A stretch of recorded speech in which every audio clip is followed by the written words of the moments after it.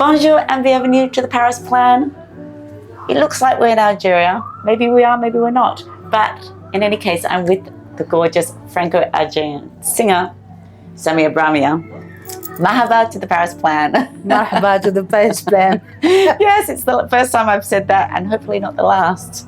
So welcome. So you were born in France, but you grew up in Algeria. Yeah. Both parents Algerian? Yeah. What was their story?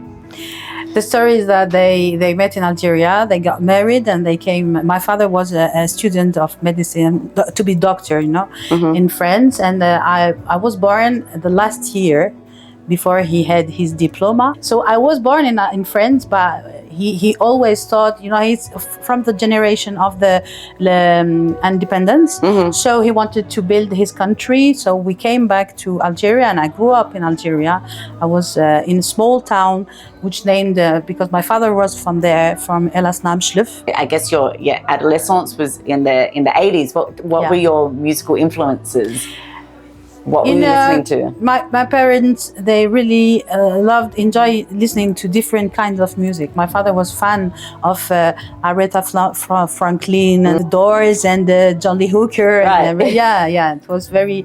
And I was really influenced by Fadila Zeria, the houzzi music from Algiers, the center of Algeria.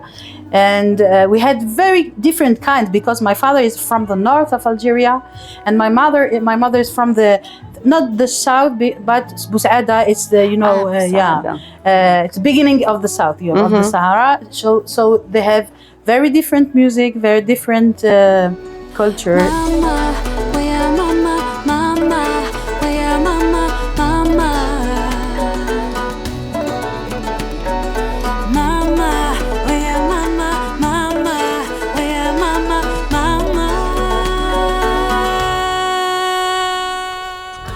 Yeah, do you remember the first time that you were just taken over and transported by music? Yeah, I was like 4, and I was with my aunt. In Algeria we have very big families, and we are raised by by the aunts, the uncles, and grandma, and everybody. And she took me to her. She was like visiting a friend of her, and they wanted to speak about something they didn't want me to hear, So they gave me a cask, and I was like Cool on the Gang or something like that. Oh. And I heard the bass, Great. and I was like, something is happening, And it was my first feeling, my first relation with music, So when was the first time that you wanted to play music or wanted to sing music or that you wanted to perform? To tell the truth, I didn't want to play music, It was like my father, he was like frustrated about he hadn't the chance to learn music.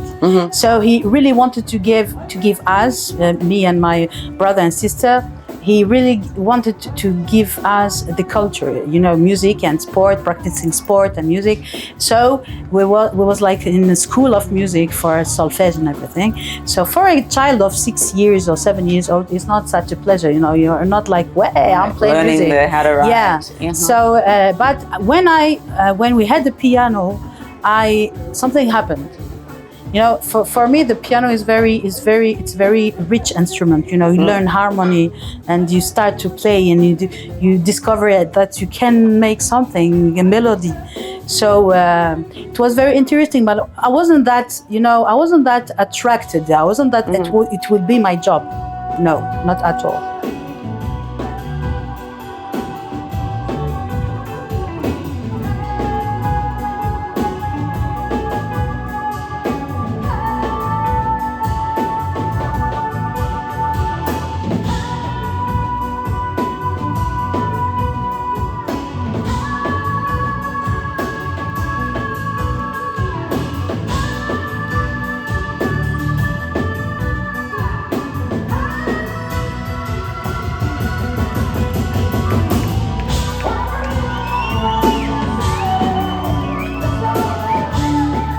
What changed that?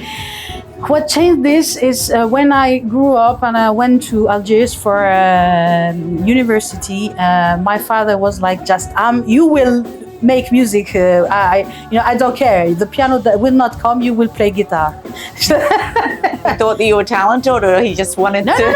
No. He really wanted. He believed that culture will bring us something better in life that will make us be more open-minded, more have different kinds of relations with people. It will open doors, He always told me this, So he bought a guitar for me, so I started to play guitar. At university, we were like spending something very difficult in Algeria. It was like the destin, the 90s. The first point of an artist, he's a witness, We say witness. Was it a little bit of, because if it was the 90s, was it a way of you coping with what was happening outside? Yeah, it was like a therapy for me. When I started to write lyrics, and I wrote a lot of songs in English because I didn't want to be understood. It was your secret language to yourself. It was your safety. I was talking about love, about freedom, about God, about what was happening in Algeria. So it was really a therapy for me. And at the university, I wasn't happy. I understood that it wasn't for me. École Polytechnique, to be an engineer or something.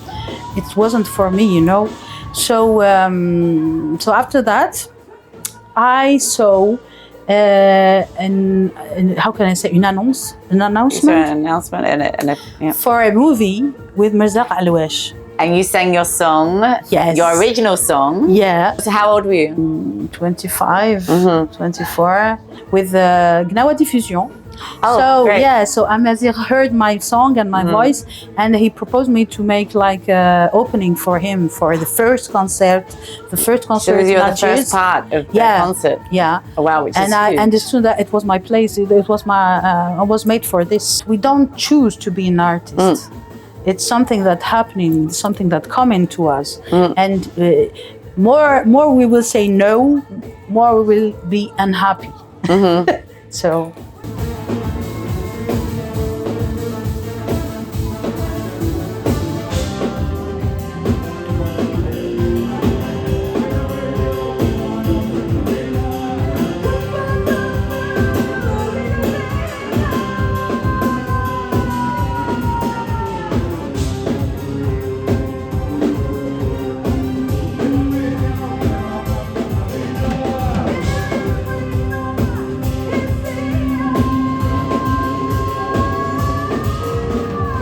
And then you moved to Paris when you were in your early 30s. Yeah. What was Paris like as a young Algerian woman? At this time period, there was a place which named l'Usine. It was a place where l'Orchestre National de Barbès, Gada Diwan de Béchar, Cheikh Sidi Bemol, everybody was there. It was in Gentilly. And I went there and I met a lot of people and I had a lot of chance. I always say that I had a lot of chance because they opened up their networks too. Yeah, I met a lot of people that I was like fan of. Youssef Boukila, his great pleasure, and he's performing with me, so I'm very happy. Yes, I saw that. And it was the beginning in Paris, and I met my musician, my guitar player, who will be my how can I say, my husband 6 months later. Yeah, it was a very nice beginning in Paris. And then, of course, in 2015, you did The Voice, and you chose to do an Algerian song. So how was that experience at The Voice? It's very hard because I had a career, small career, but I had it. So I was thinking that if I go there and nobody turns, it's a little bit, So I said, okay, I will come. And I was sure that if I propose something Algerian in Arabic, they would say no. And they said yes. It's fine, I'm off the hook. And they said yes. So it was very nice. It was a really nice experience for me. But I always tell the artists who are asking me about it, if you go there, you have to have a project to defend.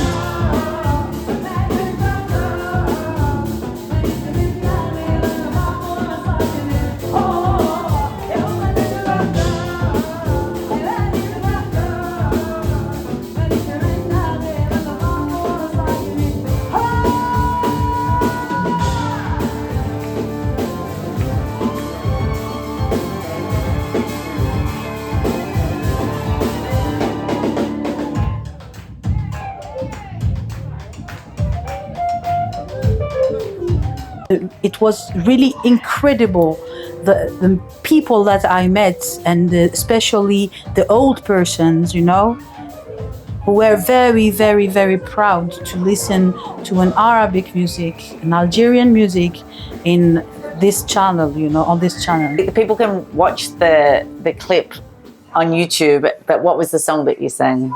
I've had it in my head. Haramtou Bik. Yeah. How's the beginning go?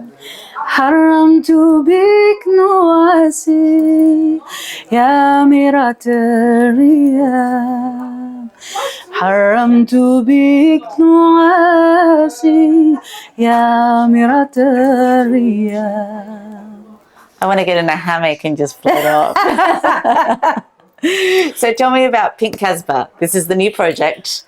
It's an album, it's a tour, it's a universe. What is Pink Casbah? I decided to name my music style. Yeah, musical genre. Pink Casbah, because every time everybody asking me what is the kind of music you make. Right, and it's it takes a long time. Like schizophrenia, Yeah, because I make rap, pop, rock, andalou, gnawa, I don't know. So I decided to name it Pink Casbah. Why? Okay.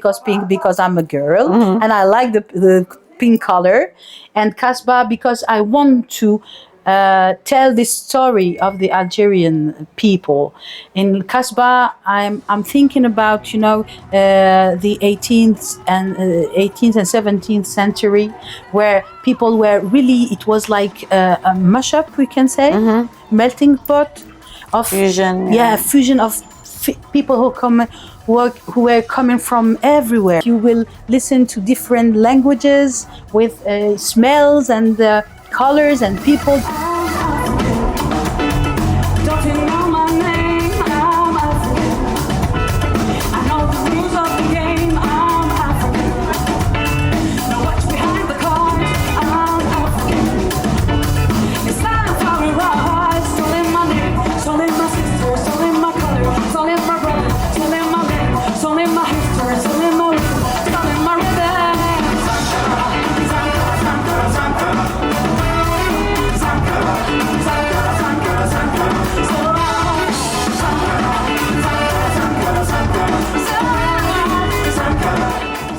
Why is music and this type of music important for you in life? I think that with music, it's more easier to talk about our history, even our differences, even our bad stories, but we have to talk about it.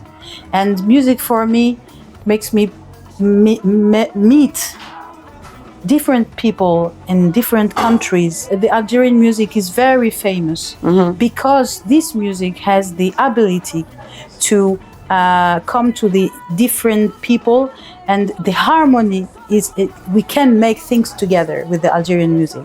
And there's so many different musics within Algeria already. Yeah, we are able to communicate with different people with music, and this is very important for me to defend. So I thought maybe to finish this lovely little chat that you could teach me just a little rhythm that's potentially typically Algerian. With great pleasure. It's a North African rhythm, and I think that I will sing a song. It's not my song, but it's one of my favorite songs, and I performed. When I perform, I sing it a lot. What's the song? C'est Illah. Who's the artist? Illah. Illah. Yeah. You want to listen to the song? How does the rhythm go? Okay. So I can ta, ta. Yes. Ta. Yes.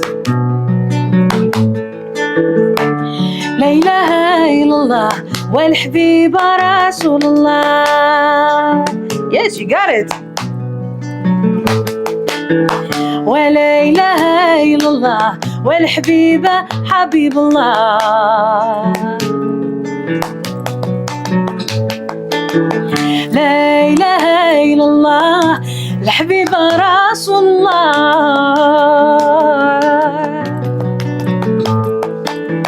لا إله إلا الله والحبيبة حبيب الله.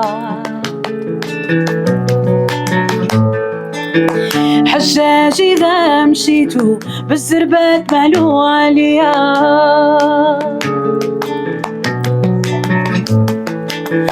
نمشو لبير زمزم وصلوا في بورقيا.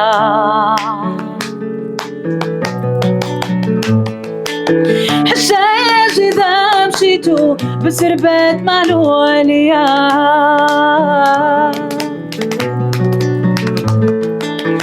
نمشو لبير زمزم وصلوا في بورقيا.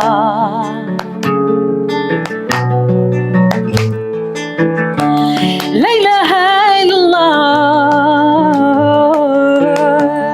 لا إله إلا الله.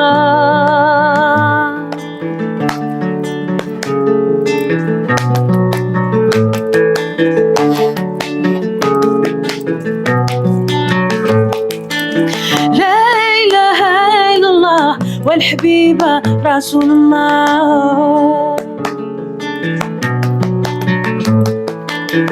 لا إله إلا الله والحبيبة حبيب الله. أرواح يا جمالي أرواح حتى نتلاقوا، وياك في قبر النبي وياك تما نتلاقوا. أرواح يا جمالي أرواح حتى نتلاقوا، وياك في قبر النبي وياك تما نتلاقوا. لا إله إلا الله، لا إله إلا الله، لا إله إلا الله، لا إله إلا الله.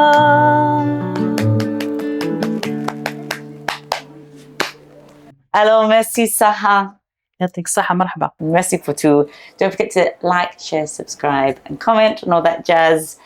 And you wanted to introduce me to your team. Yes, because for me, I'm not alone, you know. It's a human adventure, and I really want to introduce you some of the people that are with me. So why don't we finish with the last song with everyone? Yes, with great pleasure. Your choice.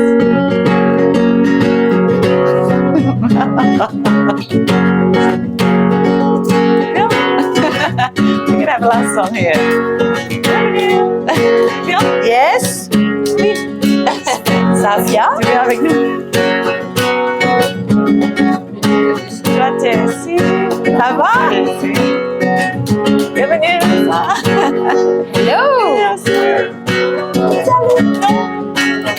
يا سيادي لكم بالسلام، كانت شيام الشمس ضاوية والخير مدفع، سوق مليان والناس بالطرافة تخدم وتنال.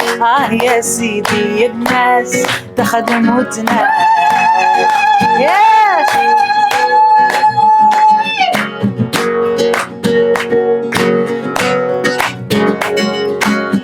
بساتن بشجور جيق جيق والعيون السي ناس معقول من الفن والعلوم وشي ما يفاشي. سادي في قصور بالموسيقى والهوى والساقي زاهي. يا سيدي وقلوب السلم تتبسم الغام، دارت العوام وتغيرت الحوال. جعام النجرات صدم يخرب ما خلى صحراء وشمال. خلفت البلاد الفن والعلوم جميع فنات. يا سيدي يخفاك ايام الخير.